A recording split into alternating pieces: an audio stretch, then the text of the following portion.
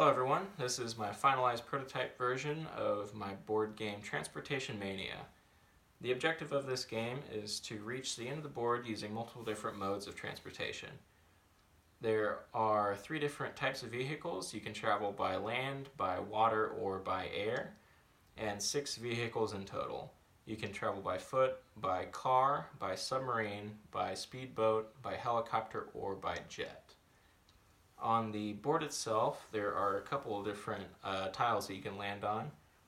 The first one is the vehicle swap space.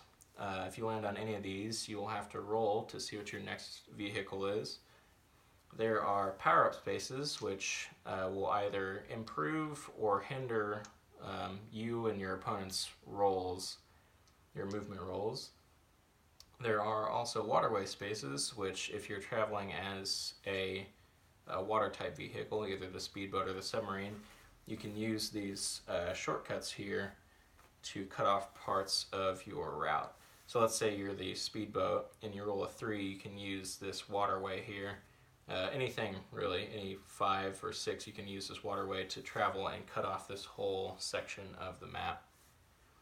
There are also a couple of different traffic spaces that you can land on. And these will hinder your movement based on what vehicle type you are when you land on it.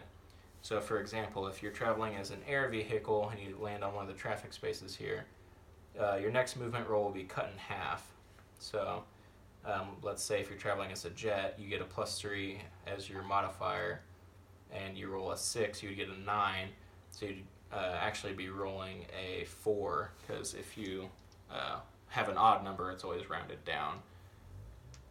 So let's set up a couple of examples here. So let's say you're traveling as a human and you roll a 6 from right here. You go 1, 2, 3, 4, 5, 6, but since you're the human, your modifier is actually -1, so you'd roll a 5 and land here. So you landed on one of the power-up spaces.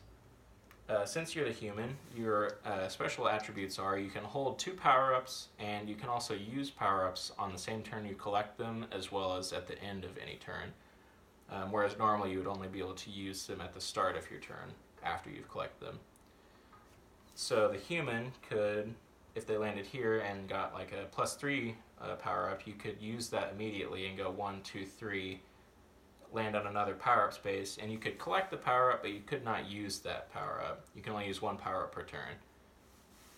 So they landed there, and it's actually an 8 roll, whereas normally it would have been a 5 or a 6 if you were not -1. So let's say you're the jet here and you've rolled a 6. So you'd go 1, 2, 3, 4, 5, 6, but you get +3 as your modifier, so 7, 8, 9.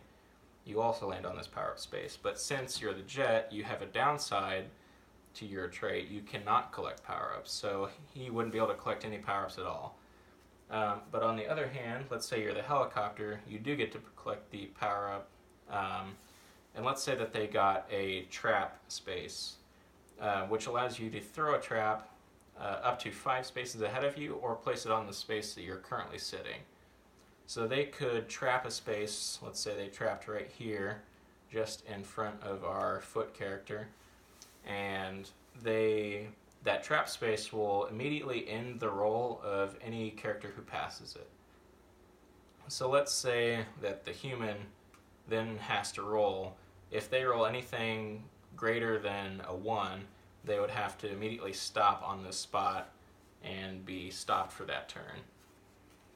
On the other hand, if they were playing instead as the submarine special ability is not only can they use these waterways here, they're also immune to any traps either placed on the map or other trap effects from power-ups. So they could immediately just go right on past that and also go through this waterway.